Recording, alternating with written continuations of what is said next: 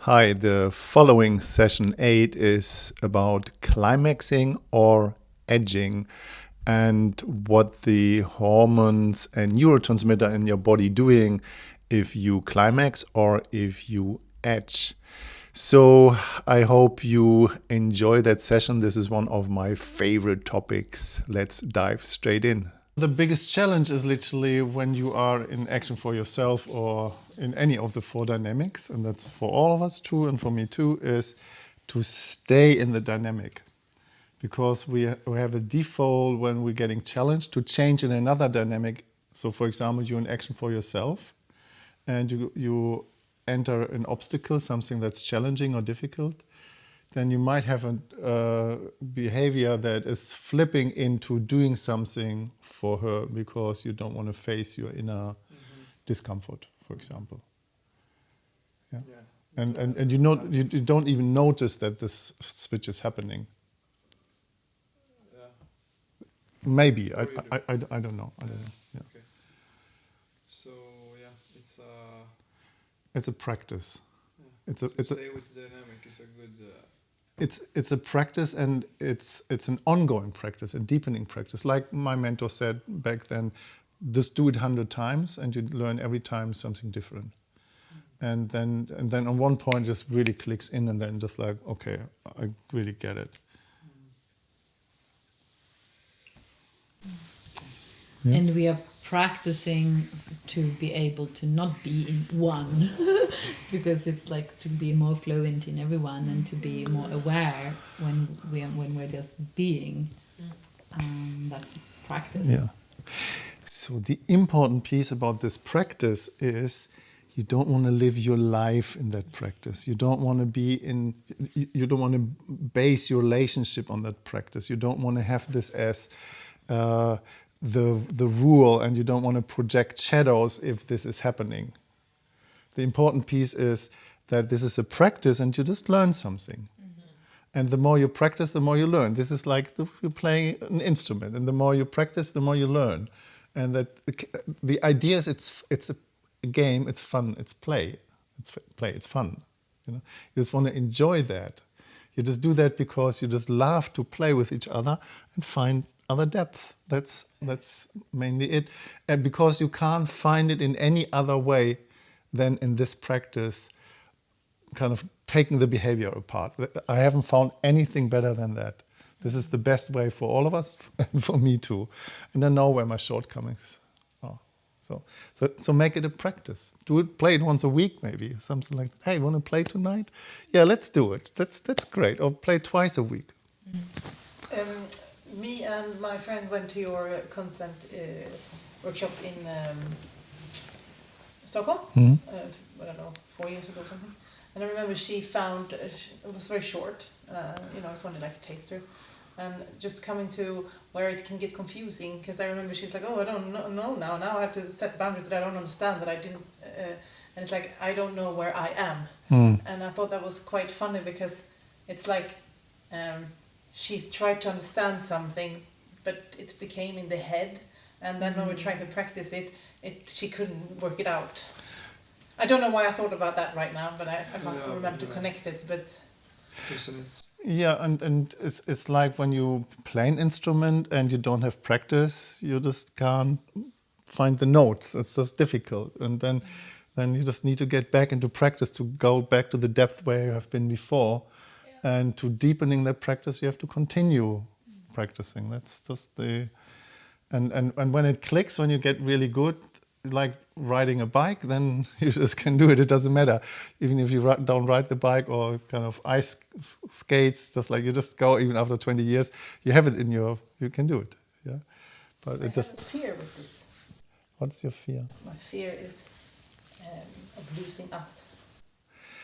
Yeah, so I will talk about the us after dinner. Okay. Because relationship does not happen there. Yeah. This is not where lovemaking is happening. This is not where the depth is happening. This is like an amplifier glass to see different things that you can't see in other way. Okay. Don't live your relationship in there. Not in the engagement system that I do, not in the wheel of consent, and not in the 3-minute game. It's a practice. The practice has a purpose. It shows you something that nothing else can. But the real thing, the kind of the lovemaking, the depth, I show you that after dinner. I just need clarity. Clear on the practice, but what about after the practice, talking it over and the integration? Is that equally important? Equally important, yes. Debriefing, and then what did you experience? What was difficult? What was easy? What do you need more of? Where do you struggle? What was fun? Where did you joy? Where could you, just like, yeah. So you could call it a self-exploration tool. It's a tool. So to know yourself, so then you can bring that into relationship. Yes. Okay. Yeah. So, but you don't make that your relationship. I've seen that in so many equations, and that people then throwing the shadows on each other. It's just like, hey, we're not playing the game right now. There are no shadows, because the shadows, the survival mechanism, they're just, we are living human beings. They're just there anyway. Okay, I talk more about that after dinner, because now I just want to just break this orgasm thing down, because this is what we all love so much. I guess. I love it so much. So the question is, what do you love about orgasm? Very deep question. Well,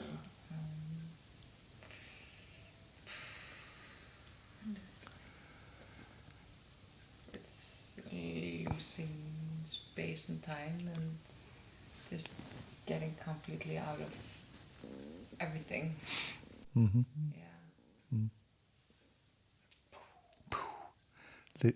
Moment of just That's the moment, the little death, or the well, the infinite explosion. that's the better one, of course. Yes. Yeah. The longer, better one is the best, and yeah. It's an extremely pleasant feeling. I feel No worries about that.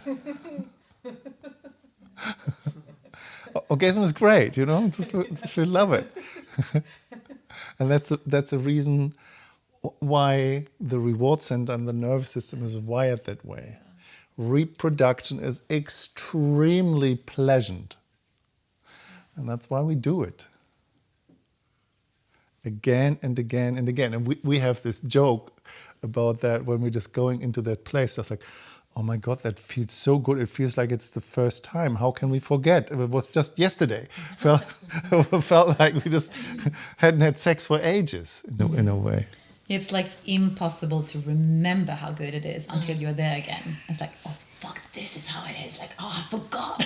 And it was yesterday. And it's like, it's impossible to remember when you're not in it. Yeah. I find it frustrating though to postpone it, be on the edge. I feel it's really... The frustration is probably the best way to deal with. Yeah, like, fuck, damn it. It's a spiritual path, When you walk that path, frustration has no space to hide. It will come up. Yep. Yeah. Yep. So this is the way how I say it and I see it. Orgasm is great because we reproduce that way. And our reward center and the dopamine dynamics in our nervous system is wired that way. Yeah. Women don't. Like, No, don't have to come. no, women don't even need an orgasm to reproduce. No, I know, No. that's what I'm saying. It's just insane. Yeah. Yeah. But there's a masculine way of orgasm and a feminine way of orgasm. The masculine way of orgasm is the contraction part and the clenching and the squeezing, le petit noir, the little death, and it just has a different pathway. And that's the same pathway for women and for men. Even women can come several times because they don't lose that energy that men lose when they ejaculate. But if you had 10 climaxes, that's like your show is done. Yes. I have no doubts about that. Yeah, even if you can have 20, your show is done. We'll be tired. Yeah. So and that's the same thing. The feminine way, and this is not belongs to women, but as men as well. The feminine way is this relaxation and expansion that goes into this place of waves that is going infinitely. And this is my experience. I can be in that state. I don't know, I've been 2 days in a row in that state. It's just absolutely phenomenal. A state of? Being orgasmic. Yeah. And I think because now you said the feminine and the masculine, and you're not talking about female orgasm and Male orgasm. male No. orgasm. No, so it's like one of them is contraction and one of them is relaxation, and both can have both. So, You can have the like okay, 10 seconds, now I can come, and then it's like over, and then the other one is like relaxing both for men. I try to do it again in 15 minutes. Good luck. Good luck, I probably failed badly. So, let's say this is your level of arousal. Yeah, so you're getting horny, you're getting turned on, just like you feel just like, whoa, let's, yeah, and that's here time. So just let's say you get turned on, and you have on one point here, let's say, the point of no return. Yeah? And the longer you play on the point of no return, the higher it kind of gets towards arousal. Yeah. So when I was in my teenage time and I just got even close, in time, it could just like come in 5 seconds. Just like, yeah, so the ejaculation. And I noticed that when I ejaculate, and this is for all men the same, guys, please confirm. When you have an ejaculation, you do, you blow your load. Are you staying as hard or are you losing your erection? Losing. Yeah? Right? It's true for me, at least, as far as I've seen. I had that in the past a few times, and I don't know what happens there, but I could manage that. But generally spoken, just like, show is over. Yeah. So what is happening here on one point, and I haven't drawn that for a while, so please forgive me. When you start, you do that thing with feeling the object or feeling your partner, you're in connection, you are in love and feel, and you bond and just cuddle and smooth, and you have the release of oxytocin where you want to get closer and you bond and nice. This is what normally people call the foreplay. Yeah? But the foreplay is only a foreplay if there is a real play, and the real play goes somewhere. What is a goal or an agenda? So you have somehow here the kind of a release of oxytocin, and it kind of goes kind of up to a certain point. Yeah? And the longer you can maintain this oxytocin part, the higher you can go, and the better it will feel. Then on one point you just come to kind of, that might start below oxytocin or above oxytocin, it's just generally speaking. So you, sorry, I want to make it right. So this is O for oxy. Yeah? When you release dopamine, it's the one where it's just like, you just go for it. You just do it. You just travel around the world to have a fuck. You just like see your partner because you're so horny. You just do fucking everything. You just clean the house and you just run, and you don't care about anything. You just pay for everything as long as you get laid, generally speaking. So dopamine is good. We want to have dopamine in our life. Dopamine makes us, it's to get us going. So we want to have dopamine in our life. Yeah? Dopamine-driven behavior is natural. It's not wrong or bad. So dopamine kicks in somewhere here and has the same thing. You get really kind of, whoa, turned on. Yeah? dopamine. So, and then all of a sudden you have up here the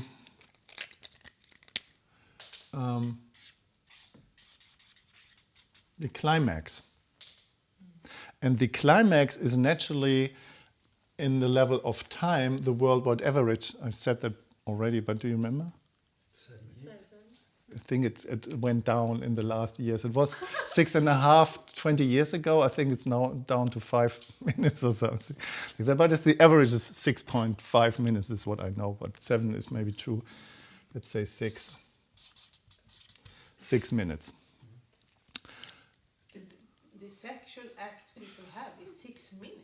Yes. Worldwide average. And that is a medium. Yeah. It's just It can't be true.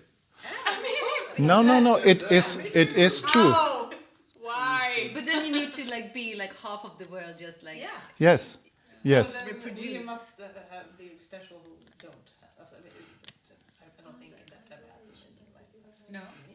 Yes, it is. Just I ask ChatGPT. I have not. Then we can also question how they measure it, but it doesn't Yeah. matter. I There's don't- Probably a lot of people. I just don't like, know. come and then- But when you just go on Pornhub and you look the average of videos where people just like start fucking and fucking till they come, just look at the videos. There are 7, 8, 6, 5 minutes. This is the average of porn. Yeah, this is how long it takes. Yeah, it's crazy. It's really sad.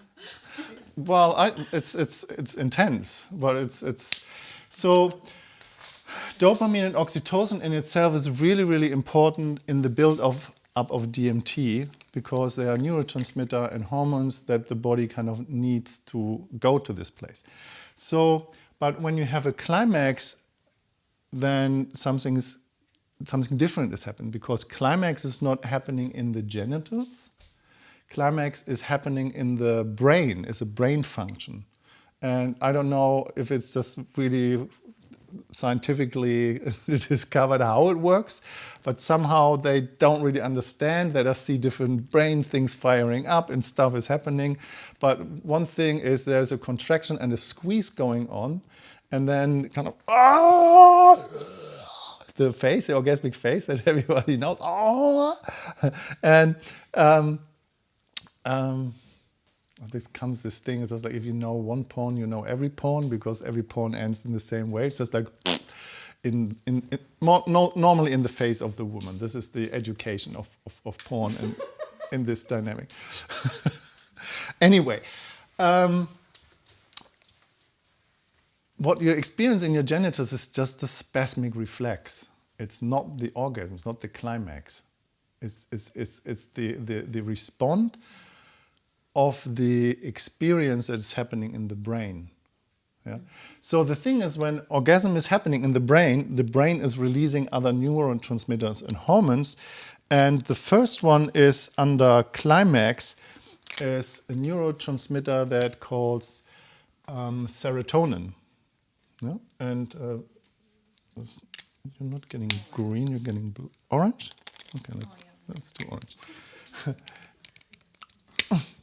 So you just go here on serotonin, I think so, serotonin, that is rising up just before climax. You feel euphoric. It's just like, wow, just like we're just like, whoo, life is just, we own the world, and just like you and I forever, and it's so beautiful, and I love you, and we just go into the wow kind of thing. You know what I mean? Yes? And in the moment of climax, it just rises, it goes through the roof, just like, woohoo! This is good. Let's have more of that, yeah.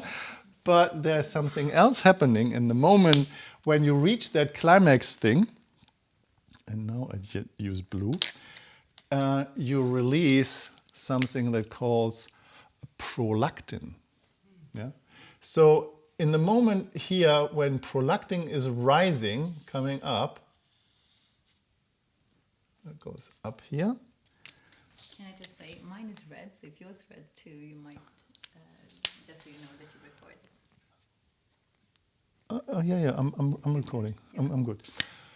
In the moment when serotonin is kind of coming in connection with prolactin, serotonin drops.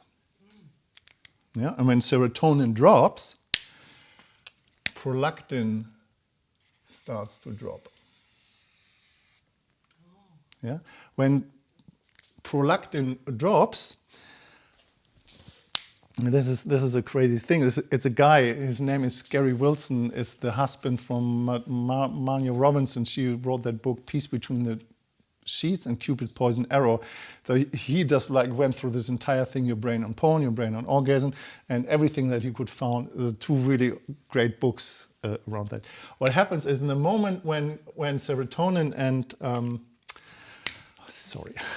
the blue one is prolactin. When prolactin drops,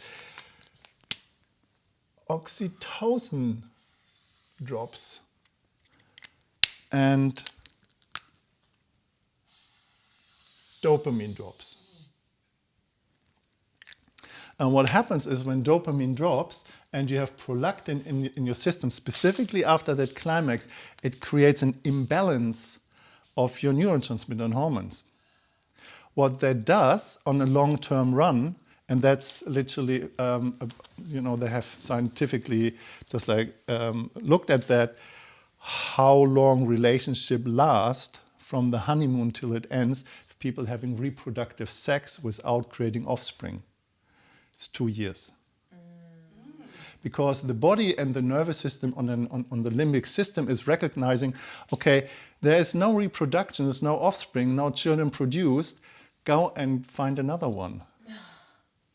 It's a neurological thing of reproduction. Does that change with age? I think for women to some degree, definitely. For men, there's another guy who just figured that out, specifically men in the age around 40 and 50. If the reward system is wired the entire life around ejaculation, there's an enzyme that is created under the climax. It's called delta phos-B, and that's literally responsible to craving a pathway in the dopamine pathway in the reward center, and that means in this age, it's creating a pathway. Okay. And in the age between that depends pretty much on lifestyles. Yeah, so how much is your reward center created through alcohol, nicotine, caffeine, drugs, cocaine, sugar, all kind of addictive behavior. It kind of starts to calcify the reward center, and that means it stays for the rest of your life. And it's just like, yeah, this is what I do. This is what is happening. There's no way to get out of that. There are other people say, yeah, you can kind of reboot that through iboga, for example. You reboot your opium receptors, and that kind of resets your reward center. I haven't taken iboga, I can't tell, but it's this African tree root. But I'm really curious about that. So it might work, I don't know. So the thing is that when this is happening here on an emotional level, it creates this roller coaster. And what this roller coaster does, it kind of goes on a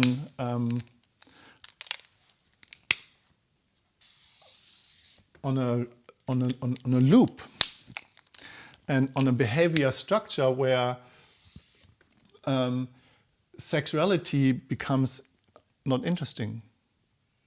And then the dopamine dynamic, because we just love to get horny or we just love this orgasmic thing, then we need substitution that is creating addictive behavior.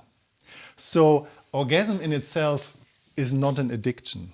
Climaxing cannot be an addiction. Reproduction cannot be an addiction. It can create an addictive behavior, but the reward center is wired that way that we reproduce this way. Now here comes the thing. When the dopamine level is going down, this is the way when we kind of just like, oh, I don't give a fuck about anything. Just like, what? Going there? Ah. It's like, and then we start to get the energy levels back through substituting. And substituting is anything that rises the dopamine dynamics. And the dopamine dynamics, they're pretty much based, you'll find them mostly in coffee, in nicotine, in alcohol, in sugar, anything. Food in general could be. Pardon? Food in general could definitely. Smartphones, yeah. Smartphone, and any kind of addictive behavior that where you get a reward. Yeah. And what that does, it just like keeps this entire system in unbalance. But the thing is, when you just do that for 6 minutes, there's no way you can go on a spiritual journey with that. Because if this point of no return and the climax lasts just about 3 to 6 seconds, how deep can you dive in present in a spiritual journey? This is the average of a climax. Sounds very little. It's very, very little. It's very. Did you even feel that? You're right. It's a little bit, and I like to explain it that way. Just entering the garden, paradise, the Garden Eden, and you just run in. You just like pick a flower, and then run out, just like wow. And instead of just like going in and you just relax and feel and enjoy and just like take a breath and just like, oh my God, this is really beautiful. Let's hang out here for a while. That's really nice. Oh my God, let's have a look over there. Let's go deeper in. Yeah, and just really play and explore. I haven't been over there in this corner. How is that? Let's figure that out. And this is when I say, you team up, you build a team. It's not a fight. It's not who is coming first or who is not coming first. Or it's just like, no, we go there because we want to play. We go there because we want to explore and discover. It's not about getting something of the other person for gratification. It's about staying there and being present with each other and seeing what is coming out of that. So, do you want to add something, please? Does this apply equally to men and women with the drop? The climax, when it comes to the contractive peak orgasm climax, yes, the masculine way of climaxing. This is a masculine way. This is the masculine way of climaxing. But it's both for male and female. Can be for both male and female, yes.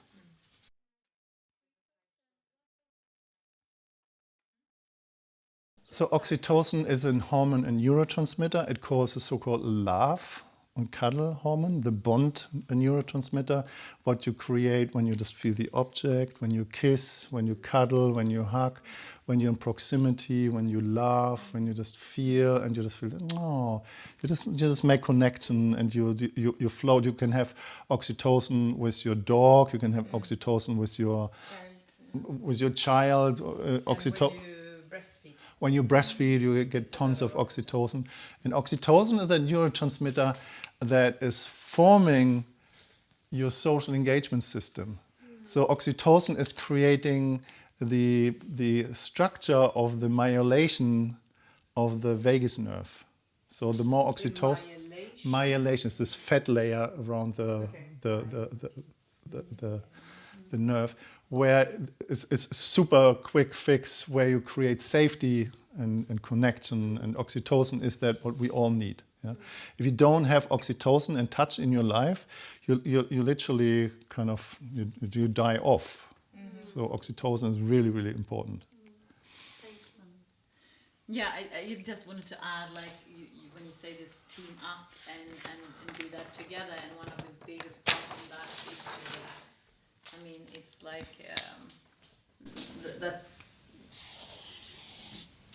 it's so easy to go into motion, and you go into like all these levels are rising, and you do more, and you act, and you do instead of just relaxing into it, relaxing, and like, yeah. But otherwise, it's very hard for the other. Point of no return. Same thing. And this is how the edging is happening. So you have green one, oxytocin coming in. It's no foreplay because there is no end game. Yeah, you just actually use oxytocin as a neutralizer of connection and proximity of the bond of feeling. Yeah. So you have oxytocin. So just say O. You just have that come in, and oxytocin is always staying underneath the point of no return as well. Yeah? So you can have a hard orgasm just through cuddling and oxytocin. When you go into, now I forgot the colors, is orange dopamine or red? Red dopamine. Red is dopamine. Same with dopamine. You stay under the point of no return, and then you stay with dopamine under the level of oxytocin. So just you stay with whatever you do, you stay in eye connection, you stay in feeling, you stay in proximity. You just, I love fuck massages. So when I'm inside and I'm getting really hard and I'm getting really aroused, I touch all the time. My two hands are constantly in massage mode and constantly in feeling, and I create that for myself and for the bond and for the proximity and for the feelings. I neutralize my own nervous system or regulate my own nervous system. If I'm getting too horny and too wild, it's just like, okay, I need to slow down, just like I need to kind of getting a little bit down. I just want to stay under this point of no return. But when you see that in a matter of time, and you just have this for a long time, you just go pretty high with that one. Yeah. So here comes the thing. Now you have on one point serotonin coming in. So the one where you feel euphoric and you're just going into that place of just like, whoa, wow, my God, what's going on here? This is just fantastic. Whew, this is just crazy. Yeah. And then you have on one point not blue for prolactin coming in because prolactin is not getting produced. You have blue for melatonin coming in. Yeah. Okay, I wasn't here for your hormone session. What's prolactin? Prolactin is released when you breastfeed. So prolactin is being produced when, I haven't shared that, sorry, I forgot that. So prolactin is being produced when women breastfeed. And it is about to shut the sexual energy down and make sure that there is no other ovulation, that there is no pregnancy, because another child during breastfeeding would kind of be a threat for the existing child. So this is a natural creation that there's no other offspring coming. And for the man, it's the same thing. Prolactin makes your cock go down. Prolactin shuts down all these neurotransmitters and hormones, and that makes you kind of just like, okay, I'm done. I go to work. See you tomorrow, or give you a call when I'm horny next time. So you laugh. Sorry. But that is what we used to say. It's like, why do people don't want to learn this more? Because like these levels are amazing. So no, because they don't have time. Because then they will not go to work. They will just fuck all the time. Yeah, I'm not going. Impossible to. Okay, let's do other stuff. I'm not going to work. I make that my work. Getting paid for that. And then you have melatonin coming. Melatonin coming in, and melatonin is created when you breathe. Yeah, so on one point you just notice something,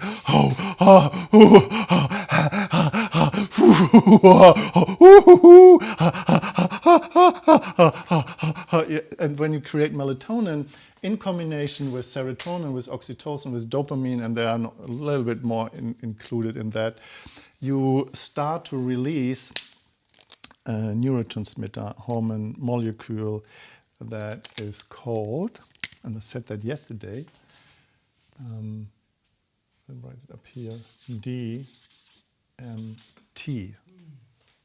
Yeah? Dimethyltryptamine. You find that in ayahuasca. You find different other components in that, in other plants, or for example, taking mushrooms. This is not the same, but it's a similar component where you start to be visual.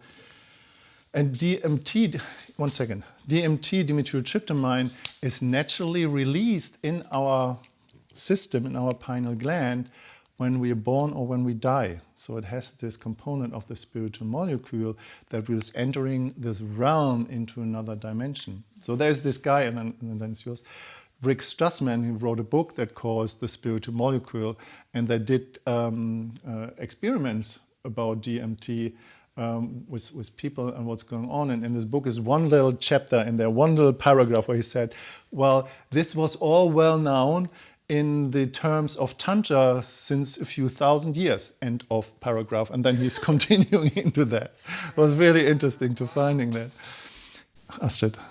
So when I understand it correct, because I know DMT, not from Aya, but from just DMT. 5 in DMT. And I kind of like it, so I can produce this by myself in my body and go into this state of DMT. Yes, oh fuck yes. Like that. I mean, the thing when we going into this place of tantric lovemaking, when we're going into that place and when we're going into this rising of energy and when we're starting to feel that after a while, and that takes, when you just look here, about 30 minutes, this is where it starts to get released. Yeah? So without interference. And when you're going into that place of DMT release, it's being released in microdoses in the pineal gland, and that what you say is so important because the contraction is sympathetic, and sympathetic respondent will diminish it. So you just need to breathe and expand in this process, as if you're breathing through your pelvic. And I don't do anything more than that because I just want to avoid any technique, because I did the Mantak Chia thing for many years, kind of squeezing there and then kind of weird things. I just breathe if I'm getting lost in it. And what happens is DMT is getting released in the pineal gland, it's kind of here in the front, and behind the pineal gland is a so-called pituitary gland. And between the pituitary gland and the pineal gland, there's a little chamber. And this little chamber, this is where the cerebrospinal fluid is in. Yeah, the cerebrospinal fluid is that where your entire brain is swimming in. And when you are for half an hour in that place, DMT is being released in this chamber and is getting washed over your entire cerebrospinal fluid where your brain is swimming in, down into your spine and into your, down into your coccyx. And somewhere there in the spine, there's a fiber in there. And this fiber is mainly responsible for producing stem cells. And when this cerebrospinal fluid is infused with DMT, you create just a different level of stem cells. This is why it is rejuvenating. And in terms of yoga and tantra, this was well known thousands of years ago. This was a very powerful practice. So this cerebrospinal fluid, this is about 250 milliliters. We all have that. And it has a takeover of 4 hours. So it's just existing for 4 hours with this flush of DMT. And then it just gets washed into the body, and then the rest of the body is just absorbing that, and it's just like goes in all organs, and this is why it's rejuvenating.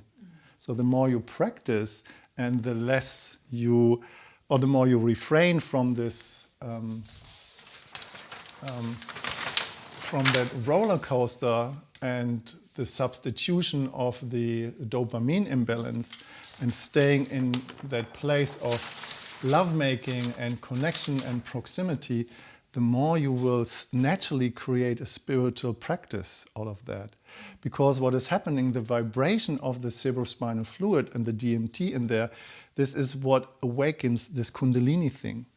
You vibrate and you radiate on another level. You just actually infuse your entire brain and everything on your body, so your cells vibrating on a different level.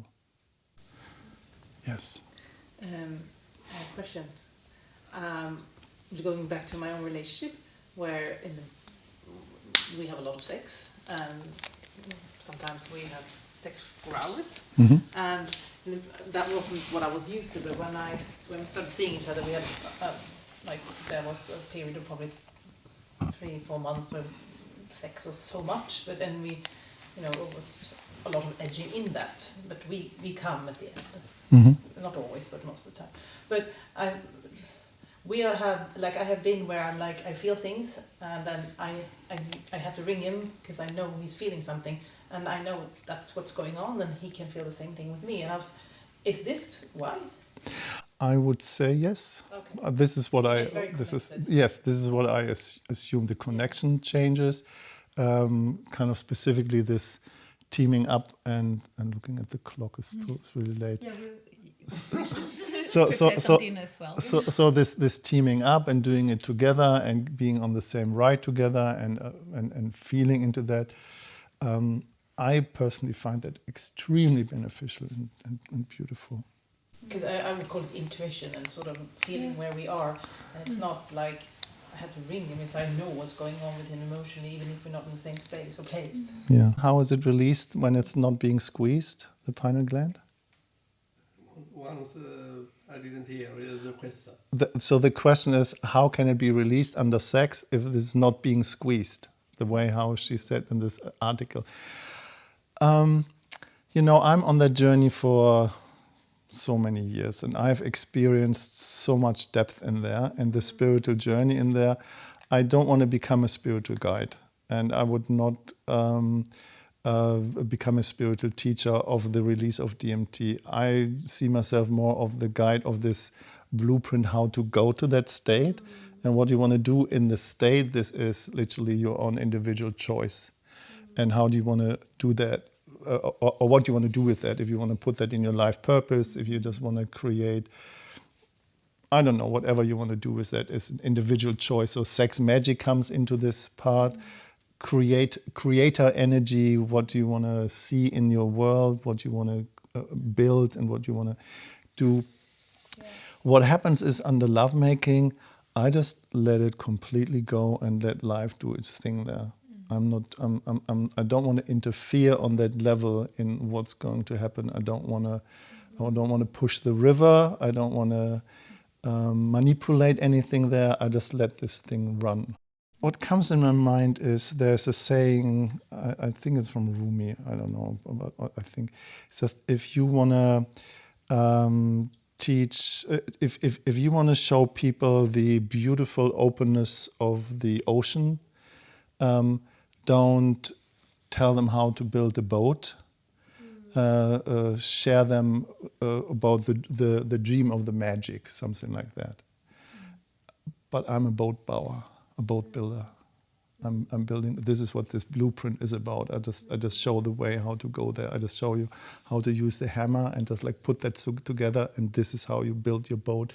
And then and then you go and use it. And what you do is that just like if you want to go to Fiji or to Hawaii or to wherever, just like that's your choice. I don't send people. I just build the boat. Well, I think the word rejuvenation is an understatement.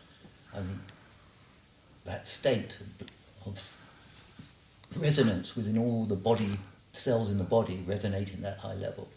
It's magnificence. Transformational healing. It is, yes. I mean, it's orgasmic healing Yes. that can take place under those conditions. Yeah. And coming back to Joe Dispenza, he mentions particularly the power of elated emotions, intense elated emotions.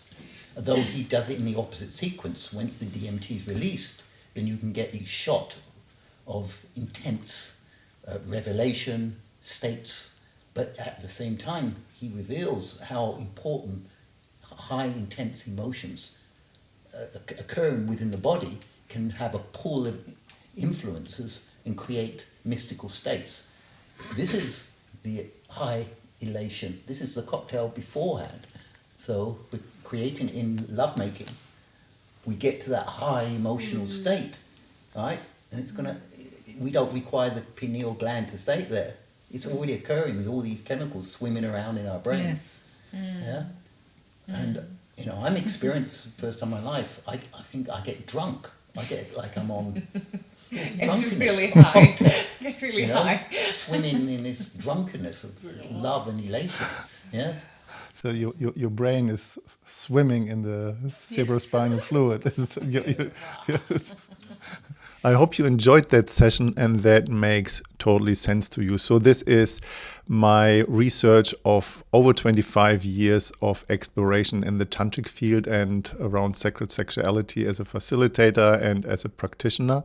And in the following session, I will show you the difference instead of climaxing and bringing the spiral down, how the lovemaking space, the we space, the apex, the interpersonal space is the place of mutual transformation and going the spiral up into this spiritual journey when you choose. All right, see you in the next session.